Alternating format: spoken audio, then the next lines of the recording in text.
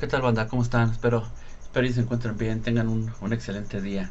Pues aquí con esta información, o sea, lo que ha estado surgiendo en estos últimos días, ¿no? Acerca del Fobaproa y de que pues ya vimos que la oposición rancia que tenemos en nuestro país, que pues nomás no nos dan una, pues vimos que sacaron de su sarcófago a la momia de Cedillo, ¿no? Que que pues ahora resulta que es el paladín de la democracia, como dice la doctora, ¿no? Y pues ahora él mismo sale a decir que pues ha sido el mejor presidente y pues que no sé qué tanto, y pues todos sabemos que la derecha vendida, rancia, ellos también pues salen a alabarlo, ¿no? Que también, pues ya todos sabemos que ellos siempre a todos sus expresidentes, a Felipe Calderón, Fox, Peña Nieto, todos ellos todos han sido los mejores presidentes, ¿no? El único que ha sido el peor presidente de la historia ha sido nuestro presidente López Obrador. Pero pues ahora sí que hay cada quien, ¿no? Su pensamiento. Pero pues aquí la doctora en una de sus mañaneras saca lo que es en realidad el Fobaproa, y muéstranles este video, sobre todo a los jóvenes que apenas van, que son los que por primera vez, no sé, vayan a votar, o ya tengan experiencia en votos, en elecciones anteriores, porque pues la verdad ahorita esta del 1 de junio pues sí es muy muy muy muy muy importante que votemos, o sea, que elijamos al poder judicial.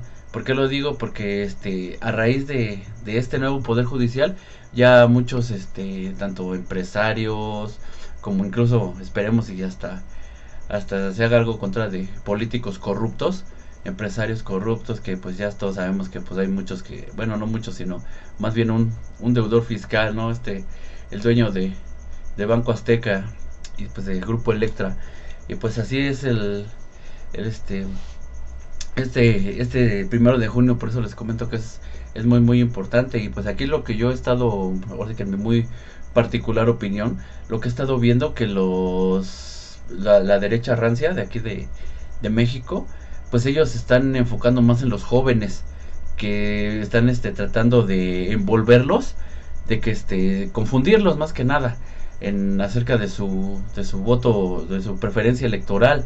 ¿Por qué? Porque pues ahora sí que ellos, como bueno, nuestra generación, o nosotros que somos un poco más grandes, digámoslo así, que tenemos ya un poco más de conocimiento del pasado, de lo que hablaba nuestro presidente, la presidenta ahora, que hace mucho énfasis en el pasado. Y pues ahorita estas nuevas generaciones pues no tienen muy claro eso de por qué se enfocan tanto el presidente se enfocaba tanto en el pasado, y pues ahora la doctora igual. Pues ahora sí que es básicamente para que ellos sepan de qué se trató el Fobaproa, que es una deuda que pues vamos a terminar de pagar hasta el año 2043, me parece. Y pues ahora sí que es como dicen, cada niño que nace, pues ya nace con una deuda de 8,000 pesos. Y pues ahora sí que, pues échenle, ahora sí que como dice el video que mostró la doctora, una deuda privada, que era pues, ¿cómo se llama? Las tranzas que hacían los dueños de bancos en aquel entonces.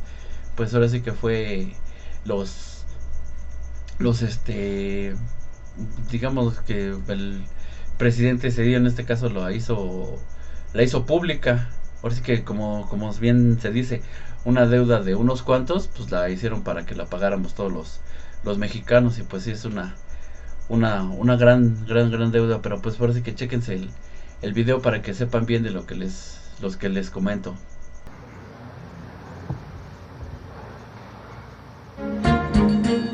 La historia del Fondo Bancario de Protección al Ahorro, Fobaproa, es la historia de una estafa, de una red de corrupción entre el poder político y el poder empresarial, y del saqueo más grande en la historia contra la economía del país y de millones de mexicanos. El Fobaproa surgió en 1990 durante el gobierno de Carlos Salinas de Gortari, con el objetivo de darle liquidez a los bancos recién privatizados para que en caso de crisis y devaluaciones entrara al rescate de sus deudas y otorgarles capital. Originalmente el FOBAPROA era un fideicomiso privado administrado por el Banco de México.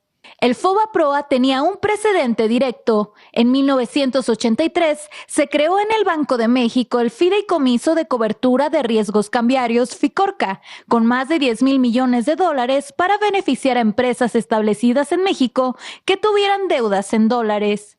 Su primer director fue el entonces joven economista Ernesto Zedillo Ponce de León, recién doctorado en la Universidad de Yale. El FICORCA, como el FOBAPROA, fue un instrumento para beneficiar a grandes empresarios que contribuyeron a las campañas políticas del PRI y al ascenso de la nueva élite de tecnócratas. FICORCA benefició al menos a 209 empresas que pertenecían a los 30 grupos empresariales más poderosos. En diciembre de 1994, tras el final trágico del sexenio de Carlos Salinas de Gortari y ante el escenario de un enorme déficit en la cuenta corriente, a su llegada a la presidencia de la República, Ernesto Zedillo decidió devaluar el peso de manera discrecional, avisando solo a un grupo selecto de empresarios nacionales y extranjeros, provocando con ello una fuga de capitales súbita, el aumento de las tasas de interés y la consecuente quiebra de millones de empresas y de mexicanos que no pudieron pagar sus deudas con los bancos. La cartera vencida se disparó en 150% en solo unos meses. El efecto fue tal que entre 1994 y 1996, la población en pobreza aumentó en 17 millones de personas, para sumar un total de 64 millones de personas en pobreza. Como consecuencia del error de diciembre, durante ese sexenio la moneda mexicana perdió más de la mitad de su valor, pasando de 3.4 pesos por dólar a 9.4 pesos por dólar. El gobierno de Ernesto Zedillo decidió endeudarse con 50,000 millones de dólares frente al gobierno de Estados Unidos y del Fondo Monetario Internacional, elevando a 164,000 millones de dólares la deuda externa, cifra sin precedente en la historia del país. Zedillo firmó una carta de intención con el FMI para acelerar el proceso de privatización de empresas estatales, elevar las tasas de interés de manera inusitada, lo que provocó la quiebra de cientos de miles de familias y generó el famoso efecto tequila de la recesión económica mexicana.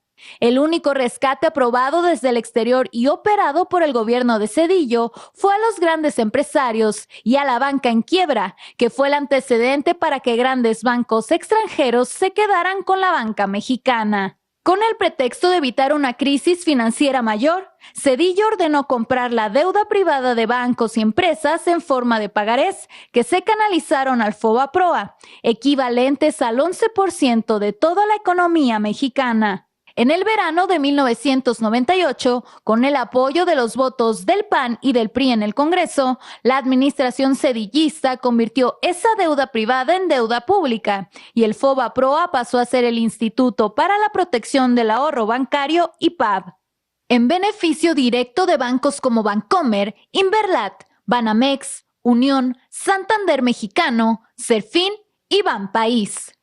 La deuda original de 552,000 millones de pesos se convirtió en deuda pública. Al cierre del 2000, el último año del sexenio de Zedillo, esa deuda había crecido a 705,000 millones de pesos y en 2023 ascendía a 1,096,877,7 millones de pesos. En un cuarto de siglo, creció más de 100%, aunque ya se habían pagado más de 1,376,000 millones de pesos solo en bonos del IPAB. Se trata del saqueo más grande a las arcas mexicanas y un acto de corrupción que contó con el apoyo de legisladores del PRI y del PAN en contubernio con grandes empresarios y políticos que se beneficiaron directamente de este proceso. No fue casual esta complicidad. Entre los empresarios beneficiados están varios políticos del PRI y el PAN, cuyas empresas se beneficiaron del FOBAPROA, como Vicente Fox, Fernando Senderos Mestre, el regiomontano Fernando Canales Clariont, José Eduardo Robinson Burs Castelo, o los empresarios políticos Carlos Hank Ron, que donó $25 millones a las campañas electorales de Zedillo y de Roberto Madrazo en 1994, o los casos más conocidos de Carlos Cabal Peniche, Fernando Laquenau Rocha y Ángel Isidoro Rodríguez, y grupos empresariales importantes vinculados con Pablo Escandón Cusi, Manuel Gómez Daza Rangel, Claudio X González Laporte, Agustín F. Legorreta Chaubet, la familia Ballesteros, Valentín Díez Morodo, David Peñalosa, Ricardo Salinas Pliego y Enrique Molina Sobrino. El FOBAPROA fue el modelo para otros rescates discrecionales, como el carretero de 1997, que costó más de 165,000 millones de pesos, o el rescate azucarero de 27 grandes ingenios por más de 30,000 millones de pesos. En 2005, la Comisión Investigadora del Senado de la República sobre el FOBAPROA y PAV consideró a este mecanismo como un despojo en el que se detectaron operaciones irregulares por montos millonarios, por las que se presentaron denuncias por defraudación fiscal, tráfico de influencias, uso indebido de atribuciones, conflicto de intereses, fraude corporativo, uso de información privilegiada, engaño y perjuicio a la nación. Hasta Carlos Salinas de Gortari, ex jefe de Zedillo y padre del neoliberalismo, calificó al FOBAPROA en su libro La década perdida como una capitulación y entrega de áreas fundamentales de la economía a extranjeros. Pues ahora sí que, pues ¿qué les puedo decir acerca de este, pues como dicen, robo, atraco que hubo ¿cómo se llama? Se puede decir que un atraco legal, puesto que los diputados tanto del PRI como el PAN, pues votaron para que fuera ese saqueo posible, ¿no?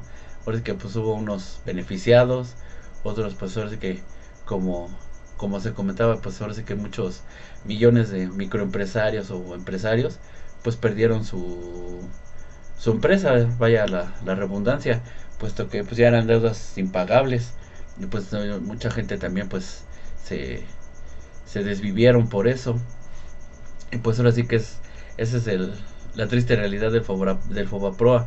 Y pues es lo que les comento. Ahora sí que este video muéstrenselo básicamente a los jóvenes para que chequen y vean que pues ahora sí que como les digo en mi muy particular opinión, pues para que ellos sepan qué es lo que está pues ahora sí que sepan de lo que se está hablando, porque pues luego en muchas ocasiones como que no tienen ese conocimiento de pues a qué se refiere la doctora con lo del pasado, y pues ahora sí que cosas así, ¿no? Pues no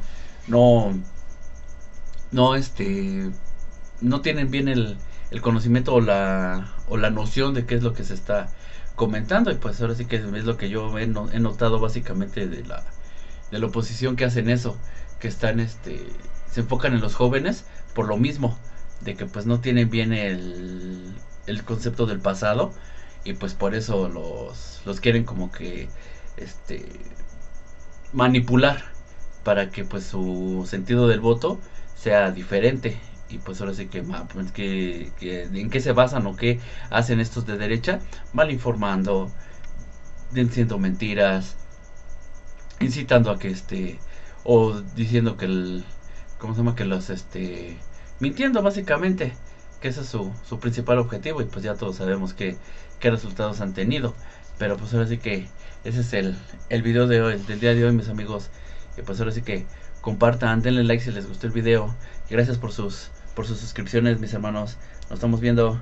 Cuídense mucho, Dios me los bendiga. Denle like si les gustó el video. Nos estamos viendo. Gracias por su apoyo. Gracias. Nos vemos. Saludos.